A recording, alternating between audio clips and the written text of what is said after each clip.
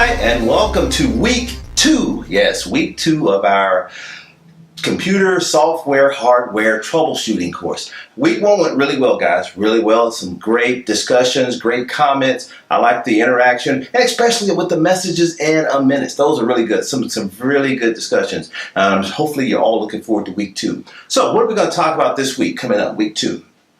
We're going to get into BIOS and power supplies. Even though those things are important, the reason I wanted to make this video was more so to talk about the why instead of the how. And what do I mean by that? You're going to get a lot of instruction in this class, as you've probably already seen, about how a computer works. I want to talk about why is that important. Okay. Well, to give you a little background on me, like I say, I've spent a lot of my life working in communications as a maintenance technician in the Air Force. And in my later years, I moved into cybersecurity. And as a cybersecurity analyst, I work for Raytheon. There's a lot of things that's very important of understanding the why, not just the how. And I don't know if any of you guys have a desire to be working cybersecurity or wherever, but understanding the why. As a matter of fact, I had a supervisor once who told me, people who know why will always tell people who know how what to do.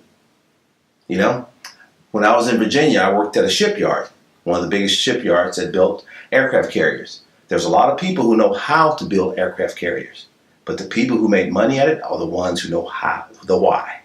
Huntington Ingalls knows why. The guy who welds, he knows how. So Huntington Ingalls will always tell the welder what to do.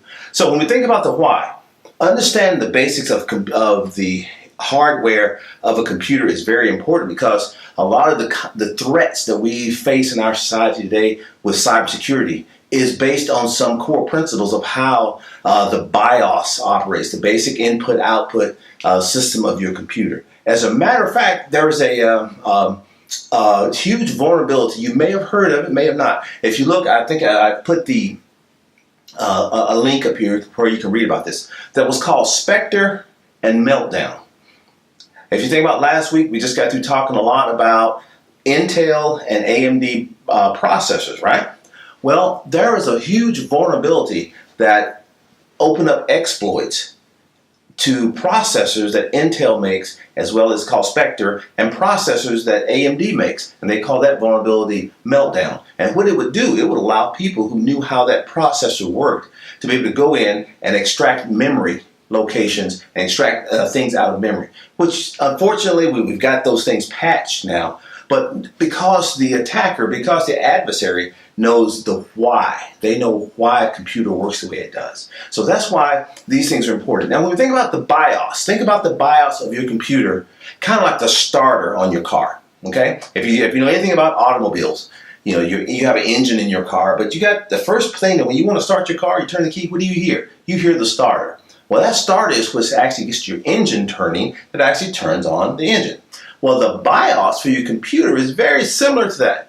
The BIOS, that is what actually starts. When you hit the power button, that's what starts your post-operational checks. And does all those things even before your operating system even starts to work. So when you look at your BIOS, that's a piece of memory that actually has computer code, or we call firmware, that's programmed on that, and that is on the motherboard of your computer. And when you turn the power on, that's what starts up, not Windows, not Mac OS, or not any of the operating systems.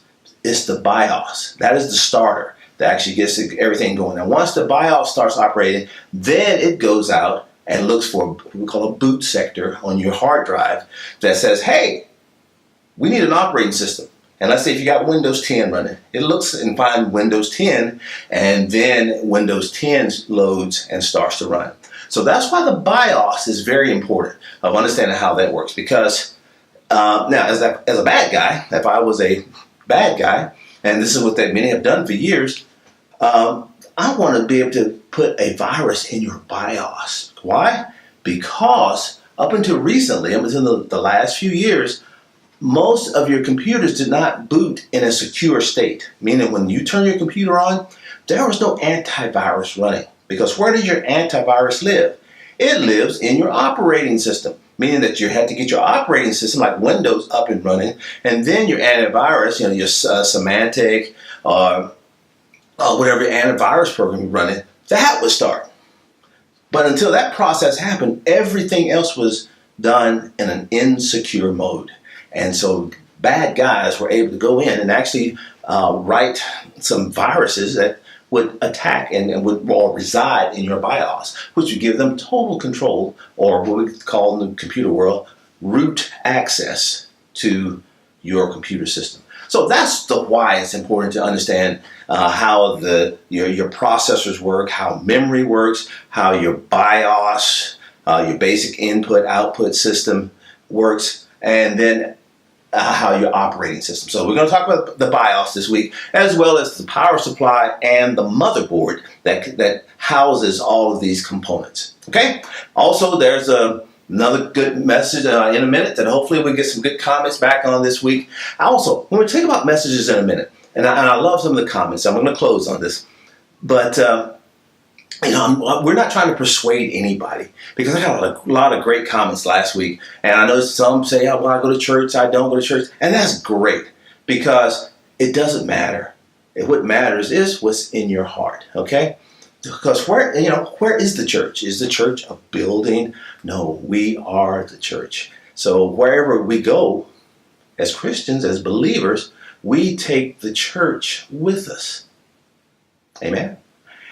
Anyway, thanks a lot. Looking for a great week this week. A lot of participation from everyone. I'll get your assignments graded this weekend. And if you have any questions, please don't hesitate to give me a call or email, text, whatever how you can reach me. Send me a carrier pigeon, whatever method of communications you can find. All right. Take care. Have a great week.